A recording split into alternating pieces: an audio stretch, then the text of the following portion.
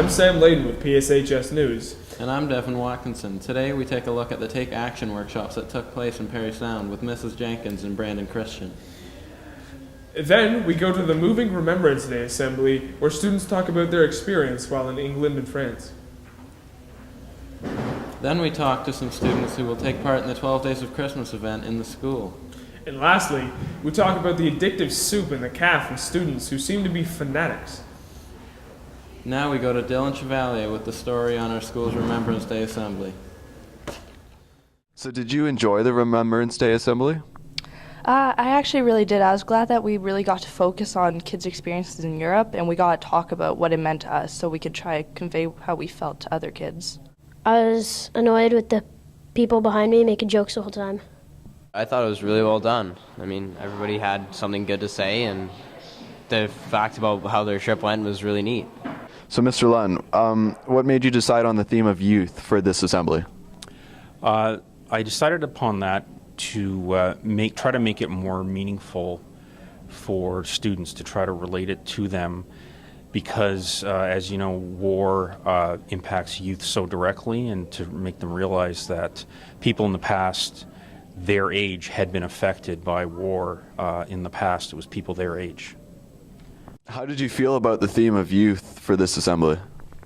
I thought it made sense because we are a high school, we're filled with youth. I thought it was good because during the Europe trip, I really did realize that it was young people who were killed, people who were pretty much our ages, and we really need to focus on that and bring that into play. I like the theme of youth because, well, as most of the soldiers went to war, they were really young men, some as young as like 14 enlisted, if they looked old enough. And I mean, really, a lot of the soldiers that did go to the wars, like the World War I and II, were really young men, most of them. So what went into preparing for the assembly then? Basically, we had groups from all across the school, everyone from the band to history classes to Comtech to the drummers, just many, many different groups, and they all worked on their part of the assembly, and I was sort of the organizer getting everyone together. So they all worked on their little part, and everyone did a great job. So do you have any relatives that you remember from the Remembrance Day Assembly?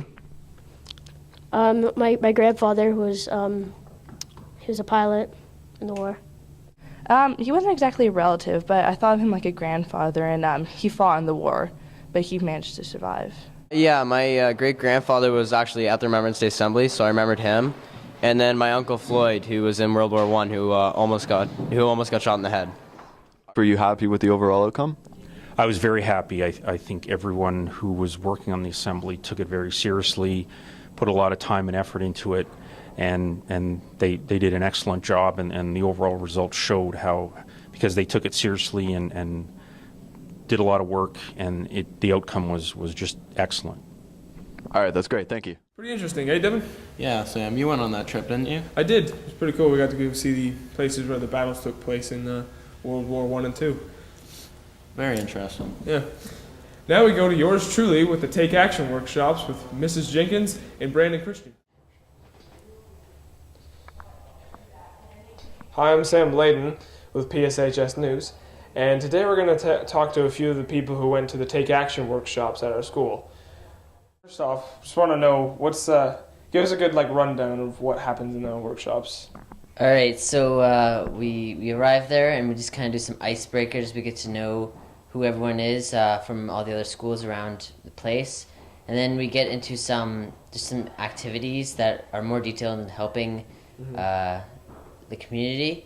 And then we went and we specified a certain kind of problem, and we try to solve those and figure out things that we could do to help it. Okay. And is this one of your first times going to something like this? No, this would be my third time. I went to 2 times last year. Wow. And do you know what's the main idea of having these kind of programs? What are you trying to get done here? Well, we're trying to help the community in any ways they can be helped, like whether it's homeless or people who are homeless or abused or just stuff like that. We try to help them. Okay. And specifically, what did you do at the event? Well, our school, we narrowed down on people who don't have enough money to eat food and that attend the school. So we're thinking of making a sort of food drive type of thing. So we're just throwing some ideas out there. Okay, cool. Well, thanks for your time, Brandon. And so, what got the board involved in the Take Action workshops? Our board is partnering with the Me to We organization. Me to We is the organization run by Mark and Craig Kielberger that facilitates young people to reach out and help others, more disadvantaged children in the world. Cool. What kind of activities did you guys do at the workshop? The activities are really fun. They're very active.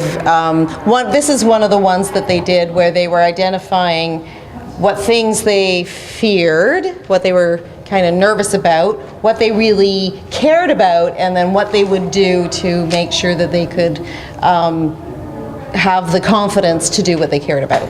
So just stuff like that was great. And what was the group you were with? What were they specifically focusing on? I got to be the teacher advisor to take the high school students to the Take Action workshop.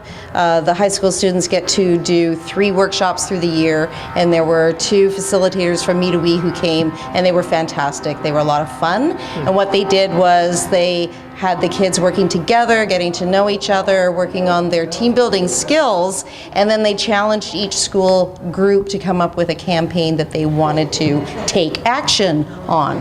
So they made these action plans, and what they learn is to take their passions, whatever they're interested in, pick their issue, what they care about, and passion plus issue equals change. Cool. All right, thank you, Ms. Jenkins.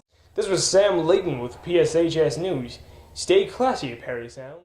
Next, Dylan Chevalier comes back to talk to students about the 12 Days of Christmas event right here in the school. I'm Dylan Chevalier, and today I'm going to get the inside scoop on the leadership class's 12 Days of Christmas. I'm here with Devin Watkinson, a member of the leadership class. What is the 12 Days of Christmas? Well, Dylan, the 12 Days of Christmas is the leadership class is basically hiding Christmas-themed objects around the school, and you have to find them, and you take them to Mrs. Weichel, and you get points. And then whoever gets the most points, they could win a prize at the Christmas assembly. I'm here with Ben Sawyer. Have you heard about the 12 Days of Christmas by the leadership class? Yeah, it sounds fun. So I guess it was Mrs. Weichel's idea? Actually, it was partly Mrs. Weichel's idea, and then the leadership class took over and started adding a lot of their own ideas to it. Will you be taking part in it? Oh yeah, definitely. Get myself some Christmas points. Okay. When does it start? The 12 Days of Christmas starts on December 4th, and it goes till the 19th. Have you taken part in anything that the leadership class has done before, like the ping pong in the gym? Oh, I was in the dodgeball tournament, and I won. What goes into the preparation for this event? Well, Ms. Weigel's leadership class has taken the initiative to prepare the props that we're going to use, as well as planning the gym activities that we're going to have on Wednesdays at lunchtime. Well, there you have it. The 12 Days of Christmas starts December 4th. Sounds like it's going to be a lot of fun. I think I'm going to take part. Are you? And lastly, we take a look at some of the students' thoughts on the cafe's soup. Hi, I'm Sam Palis, and today we are going to go look at people who like to eat soup in the caf. Let's go. Hello, I'm Sam Palis, and this is Ben Sawyer. And this is Kate Tynan. What is so good about the soup in the caf? Caf soup is the delicious mixture of creaminess, spiciness, and deliciousness. The caf makes the best soup. It's delicious. Okay. How often do you get it? Minimum 1 time per day. The most I've ever probably got it was 6 times in a day. 6 times in a day. That is definitely a lot of money to spend on soup. Not enough. They ran out. Did you make them run out? I think I'm one of the main causes why they ran out.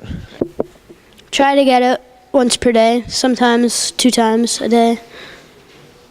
Is it really that good? It is really that good. What is your favorite soup? My best soup is definitely cream of cauliflower, because the cauliflower bits, they just get all mushy, and they're just delicious. They suck in the juice. They just suck in all the delicious juices. Okay, thanks, Cade. Cream of potato. Any reasons why? It's creamy. Potatoes. It's yummy. Okay, thank you, Ben. Okay, well that was it from the two people that we interviewed, and that was what they said about soups. So, Sam out! That's all for today, folks. I'm Devin Watkinson with PSHS News. And I'm Sam Layden. Tune in next time for when we take a look at the students' walkout protesting Bill 115.